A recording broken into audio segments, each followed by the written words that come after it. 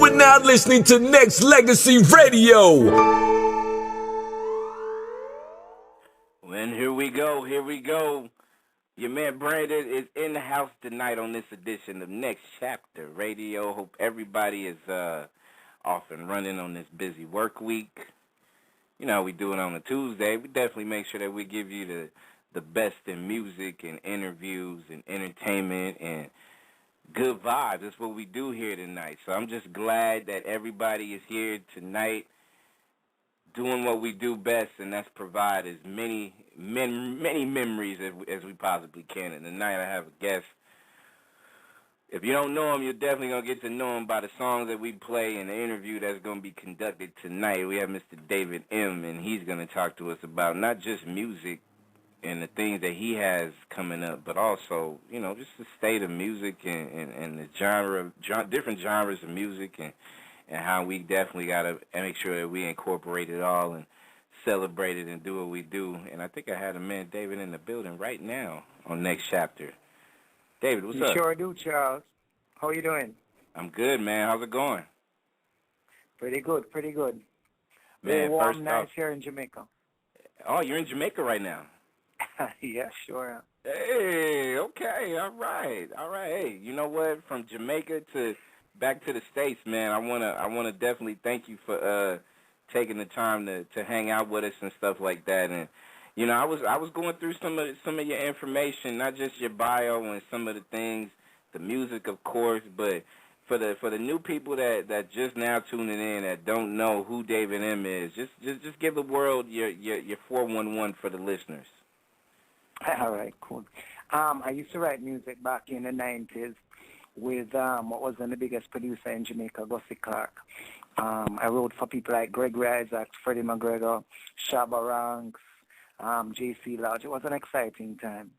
And then my dad died, took over the family business. I'd actually done law. But, you know, music keeps grabbing you back. So here I am back doing my thing. And I'm finishing my album. I did a song, Lest We Forget. That was pretty popular here and had some traction in the States. That's a song about, well, I suppose later on we'll tell you what that's about. But, yeah, and after Lest We Forget, I'm finishing an album, and it should be finished in August. I want to release it in August. Okay. And one of the things that especially listening to your music, you know, I've always been a big fan of people that was real passionate about just the things that they do and how they go about music. When you first started doing music, when did you really start taking this serious as far as just being an artist, trying to make sure that you get your product out to the world? Well, the good thing was, as I said, 90s, I was attached to what was then the biggest producer and one of the biggest outfits here in Jamaica that had music going all over the world. My music was all over the world, through Europe, through America, through artists in Jamaica. So I got an idea of professionalism and taking it serious from then. In terms of my own music, only the past 2 years have I been writing for myself, which is different than writing for someone else or writing for a company or producers. So since the past 2 years, I've been doing my own thing, which is more conscious music than I've been doing before, less reggae and more R&B, more mixes, more dance, just a mixture of all the different music that I've been exposed to. So I'd say in the past 2 years is when I've been really writing for myself and doing my own thing. You actually put together something that was real powerful as far as a song that was that had a lot of dedications attached to it. It was a song called "Least We Forget." How did that song come about, and what was the reasoning behind, you know, dedicating that to all the, you know, all the ones that has been so influential in a lot of our lives? Well, lest we forget, the idea for it came from when Mandela became president of South Africa back in, what was it, 94, 95. I felt that we had reached somewhere as a people. I felt that it was important to celebrate the struggles of all the people in the civil rights, Marcus Garvey from Jamaica who went to the U.S., of course, and Mandela, and all the people who had and have sacrificed to give us the opportunities we have today. And of course, when Obama became president, I had the same feelings I had back then. Mm-hmm. So I started the song back in '95, but never really followed it up, finished it. And of course, I thought the presidency, black presidency, was something worth finishing it for, to say the least. But yeah, and I finished it. Went to the studio, recorded it, and pretty proud of that song. And that song started the ball rolling for what was the rest of the album. And the song is super powerful, and we're definitely going to play that tonight as well.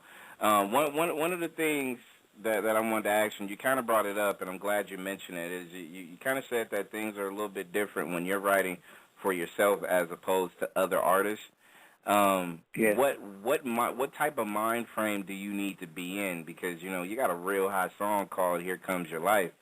Right. How do you string together certain songs as far as for yourself to write? Like, do you have to be in a certain mood to do it, or what strikes you when you start writing stuff for you?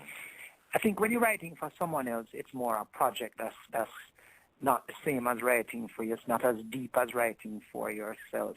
You don't get to explore the things you want to come out of you. When you're writing for someone, I did anyway, you have to listen to what kind of music they normally sing and ask what it is you're looking for an album, which is what I did back in the past. Right. And I probably get a CD or two of the artist, and I was writing on behalf of a producer or an outfit. And then I'd write based on what I thought the artist was capable of and wanted. In those times, it was a lot of rude boy music, Shabba Ranks, Big Rez, that's Freddie McGregor, a lot of reggae. Mm-hmm. I guess it was the same for anybody else, a producer or writer would look at what it is the artist can handle best and what goes best in the marketplace at the time. When you're writing for yourself, I think it's much more of a self-expression. It's much more of what do I feel about the topic I'm writing about, the thing, how do I feel. So I think a lot more can come out for an artist if he's a songwriter as well, or a songwriter if he's an artist. Is it harder for you to... Song. Bob Marley's, your Bob Dylan's, your Bob Right. Marley's, your U2's, really deep new Sting, Marvin Gaye. Singer-songwriters tend to write very deep, long-lasting, I think, material. Mm-hmm. Is it harder for you to write a lot of songs personally about personal things as opposed to, just like you said, just doing a project for somebody else that you're writing for? I wouldn't say one is harder than the other. I'd say just different. Because if you really want to write a project for someone, you have to put in the work as well to listen to what it is they want and what kind of music they sing if you're serious about it. And for 2 years, I did it for Jamaican artists. So I tried to really, what would Freddie McGregor like? This was the song he did before. What's playing now? What's in vogue now? What's popular? So either way, it's work. When you're doing it for yourself, I think you take I'm a keyboardist as well and a producer. Mm-hmm. So it's probably more work doing it for yourself because you're going through all the stages and it's like your baby, your own baby at all stages. I just came out of the studio half an hour ago. I was rushing to get to call you. I just did a collab with, I serious, I just came out. I just did a collab with Beanie Man. And, okay. Again, we recorded it a couple of days ago, and I was there producing, putting the finishing touches, putting in some sound effects, and How is Beanie Man doing? We haven't heard from that guy in a little while. So how's that guy doing? He's fine. I was with him on Friday. When did we do it? Thursday, Friday of last week. Actually recorded it. So yeah, he's good. He just did a collab with Nicki Minaj. It's out on her new album. I heard about that. Yes, definitely. Let me ask you this. Let me ask you this because I know, especially with artists that's established and doing so many different things, and you just mentioned Beanie Man, and yourself. I mean, if a lot of people really just they just hit up YouTube or if they go to your website or your Twitter, they kind of see or just hear the music. I mean, you get that passion that comes from a lot of great artists such as yourself. So what's been the biggest challenge that you've had so far in your career? I've had a strange challenge. Mine has been getting back to the music. My dad died in my 20s, so I had a family business to run. Just being distracted by things in life that I felt I had a responsibility to do. But now I feel as much of a responsibility to do my music. So that has been my biggest challenge. But in terms of opportunities, I think I've been fortunate because, as I said, I was signed to what was then the biggest production outfit in Jamaica. Um, they call Gussie Clark the Berry Gordy of Jamaica. Hmm. So I was very fortunate to spend 2 years working with that outfit because I was exposed to a lot of people, met a lot of people, Maxi Priest, Third World, Shabba, um, all of Jamaican greats, I suppose, at the same time in the 90s. So Right. that exposure for me was good. So for me, I've been lucky that way. And then when I decided to go back into music 2, 3 years ago, I got a lot of encouragement, again, from Gussie Clark, Dean Fraser, and a lot of Jamaicans here. And I'm working with Beanie Man now. Sly worked on the project. Lenky Morrison, who works for Sean Paul, who worked on one of his albums, who had the number one song with Sean, his first number one, I think it was Get Busy, is the person who was one of the producers on my album. So I have Hmm. been lucky and blessed. And you kind of answer my question about some of the best things about being a part of this music business is being able to share ideas and collaborate and do a lot of different things with a lot of artists that's established and that's coming of age. So you said something that interests me about, just kind of fusing, just not just reggae and R&B or doing a lot of different things is, when it comes to reggae music though, I've always had an appreciation of it because it's just been one of those type of things. I mean, you hear anything from Paul Davidson or Bob Marley or you hear a lot of classics and it just kind of takes you back to certain moments and times. How do you feel about reggae, the genre of reggae in general, and what do you feel like we need to do in order to enhance our appreciation of that particular genre? It's interesting. When you speak to a Jamaican about reggae, or in my case, it's a lot different than speaking to a person who's not in Jamaica or Hmm. who sees it from the outside. For us, reggae was what we used to hear in the 70s, 80s, 90s. You still hear it, but Right. the other genre that has grown out of reggae, which is more popular with young people in Jamaica, is dancehall. Hmm. It's not as accepted by the older reggae fans. It tends to be a lot like rap. It's much more abrasive in what is said. Right. Um, it's not as spiritual. It's a lot about how many women you have. I keep saying saying these things in interviews. How many times can you tell somebody how many women you have, how many teeth you showed yesterday, and how much gold teeth you have in your mouth? How many times are you going to tell people that and they go, whoa, wicked, that's great. Yeah, I heard that 600 times last year in every rap song and every dancehall song. That's right. But at the same time, it's a genre that is I suppose, in the same way my father looked cynically at reggae, we look cynically at dancehall and rap, but it's an expressive form. It's an art form. It's the music of today, and it's the form. Don't curse the form. Maybe curse the people who use the form to tell you things that are not instructive, not cerebral, and are silly, and then use the form for the things that you want to get across. Meaning that Do you feel? you have rap artists Uh who are conscious, huh. and listen to Common, listen to people like that who have a story to tell. If you Right. think that the other guys are just saying the same old crap over and over again. Hmm. So reggae has changed, and the old reggae is still around. You have people like Taurus Riley, Tana, etc. But Right. it's changing into dancehall. Well, not changing. It's just forming another genre, just like maybe R&B formed rap, I suppose. I can definitely agree with that. Do you feel like the younger age of people definitely need to do their homework on some of the old reggae and just kind of get the history first before, because to me I always feel like everybody should at least have a shot of appreciating anything that you do. And you mentioned, and I believe you because I've heard it and seen it myself. There's a lot of reggae heads just kind of tend to just gravitate to dance hall, and I'm like, well, we still have a lot of the classic sounds from reggae that people definitely can still go back and take a listen to, but it just seems like everybody. It's kind of like it's kind of like everybody's kind of going to. Go ahead. To dance off. But you still have good reggae. Stephen Marley is Bob's son. He has great reggae songs. Right. So does Damian Gong Marley. Does a little dancehall, but his base is reggae. You have Taurus Riley, who does great reggae. Etana, who does great reggae.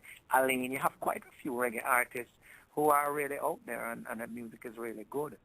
But people tend to know more of the dancehall artists today because dancehall is popular with the youths. They know Mavado, and they know Beanie Man, and they know those guys. But we go back to the classics a lot, but there are still new classics being made. Turner has this thing, the new classics on movies, and it's the same with music. A lot of the songs we hear today, as Simon and Garfunkel said. The prophets of today, the writing on the wall, something like that in one of their songs. Mm-hmm. The prophets of today are the guys we hear on the radio today. Yeah. Prophets of tomorrow, are the guys. Yeah. I agree, and to me, I just feel like, especially with and this is the problem I have with a lot of genres of music in general. It's like especially the kids today. We have so much access to finding out about the history of music. We got internet, we got all the social media networks, we got Google, we got, any and everything out there. But I know a lot of the young kids tend to, they just tend to just worry about their own thing right now, and they, it's kind of hard for them to go back, for whatever reason, to go back and just really check out some of the classics, and new classics for that matter. And I just hope that we can have shows like this playing your music and some of the classics and some of the new classics where they could just be able to say, hey, you know what, this is a nice little history lesson on music. You know what I mean? Right. Yep, I do. I suppose it's up to us, too, to go out there and show that music to them and all of that. Every generation has its music, but that doesn't mean you don't listen to some jazz sometimes, some R&B sometimes, Absolutely. And we need to go out there and really have the young people listen to some of our music.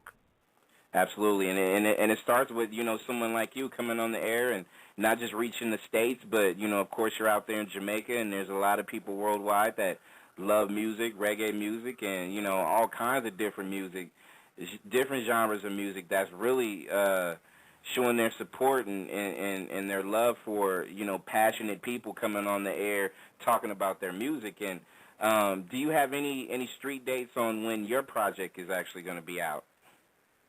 Yeah, sure. The song I'm working on, Here Comes Your Life, you might have a preview of it that they actually fully released within the next 3 to 4 weeks. Okay. On top of it, there's a remix with Beanie Man, which was just finished last week, which will be out in 3-4 weeks as well. The album will be out in August. Lest We Forget was the first release. That's the one, Here Comes Your Life, as I said, was the second release, out by June the 1st. And the album will be out in August. Wow, that's good. And websites and where people can find you, where can they find Mr. David M? DavidMmusic.com. My Facebook is David Minott. My Twitter is David Minott. But DavidMmusic.com will give you all the information you need. The songs will be available on iTunes as well. Let's See Forget is already available on iTunes. David Minott. That is your direct Twitter handle, right? So people can follow you right now. And if you are listening, it says Next Chapter Radio. Definitely playing music. I'm gonna run this track and see if we can come right back with David. See if we had a little history, a little issues here with the phone lines. But I'm gonna try this again, and we're gonna try to get it in right here on Next Chapter Radio. This is Next Chapter Radio. That is Least We Forget by my man David M. And you can actually check out everything that is Mr. David M. on his website at www.davidmmusic.com. And I got the man back in the house for a couple of quick minutes. Glad you're back. Glad we was able to run that track as well. So thank you for, popping back in and getting it in for us. All right, sure. That's cool. Definitely. And with everything that's going on in the website, and and actually I was going through your Twitter, and I was like, okay, we got to make sure that people out there follow David on his Twitter at David Minott, David Minott. on Twitter. You can do that right now. Add yourself to his follow count, his follow arena as well. And one question I do have for you is, aside from the music that you do play, what are some of your musical inspirations and some of the people out there that's influenced you heavy in the early days and now today as far as the music that you do right now? Definitely in the early days, I have to say Bob Marley, Marvin Gaye. Again, singer-songwriters, Bob has influenced everybody in Jamaica. Today, certainly Alicia Keys, songwriter, keyboardist like myself, singer, expresses her own stuff, definitely. And although we're talking about hip-hop, I think Jay-Z's really good. I think Jay-Z's really good at what he has done, changed his whole game, become more conscious as he has got older. And the longevity he has had, really inspirational. So I've not changed, but music has changed, and the genres and people have changed. Right. But I think people who have expressed themselves as singer-songwriters tend to be people who have inspired me. I think a lot of it, and I'm pretty sure you can agree with this too. When it comes to music, it doesn't matter what genre you're from. I mean, you mentioned so many different people, from Alicia Keys to Jay-Z, to Marvin Gaye to Bob Marley, and I'm pretty sure there's more in your Rolodex of Stevie Wonder, absolutely. It's even though there's different genres of music, there's still that one language that I feel like everybody gets from either doing music or listening to it is appreciation for people's for people's talents, right? Right. And I think I tend to be drawn to people who are artists, who are songwriters and musicians as well. Mm-hmm. I really admire that, and that's Bob, definitely, Marvin Gaye, Alicia Keys. I'm really drawn to that.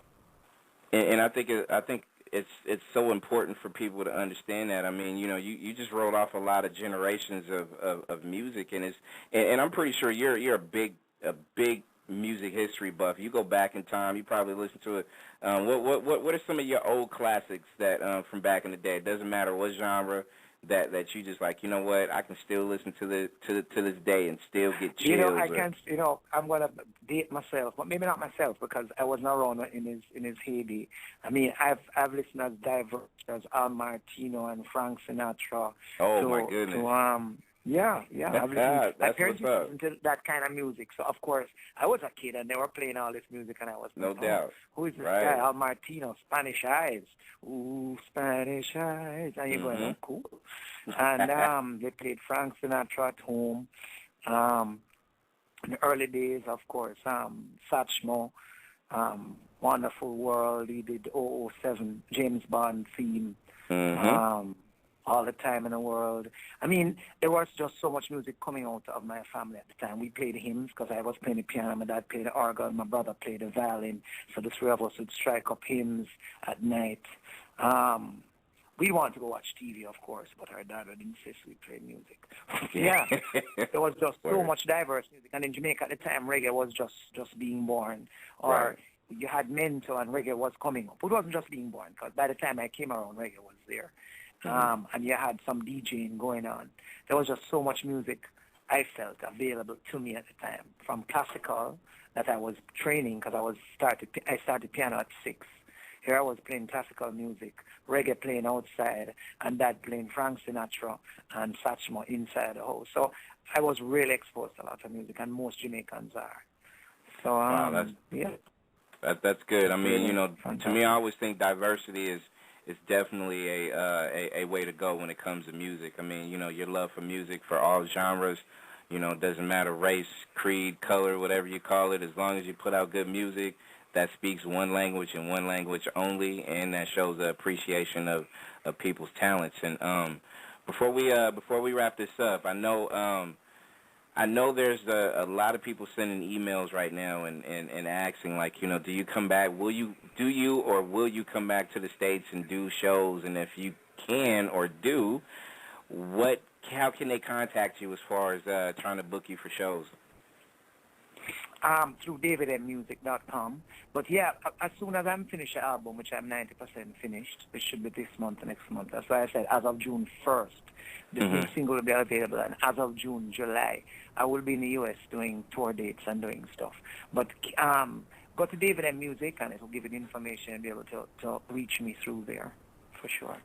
DavidMmusic.com. You can also yeah, www.davidmmusic.com. And you can also follow him at David Minott, Minott, on Twitter as well. Facebook, you can just type in David Minott, and you should be able to click to him, add to him, and make sure you support this man, and also make sure you pick up the single that we're about to play right now.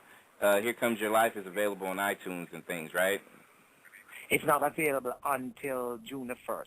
The dance version you're going to play is not available until June the 1st. Ah, okay, very good. So June the 1st, people, make sure you go ahead and support this man. And I appreciate you taking the time, fresh from Jamaica, to call in to the show. And don't be a stranger. And then when your single drops and when your album drops, we definitely want to have an album release party, and we just play your music, we celebrate, we just do what we do right here on these stations, and much respect to what you're doing, man. Yeah, much respect to you and your listeners. Big up everybody listening. Charles Sands, it's been a pleasure for me, and you're one of the first people to play that song on radio in the remix. And when I have the Beanie Man remix down, which it should be done in a couple of days, I'll send one to you, and you got it too. All right, I can't wait to hear it. Appreciate the call, and let's go ahead and play Here Comes Your Life right here. Thank you for listening to the #1 radio station for the people.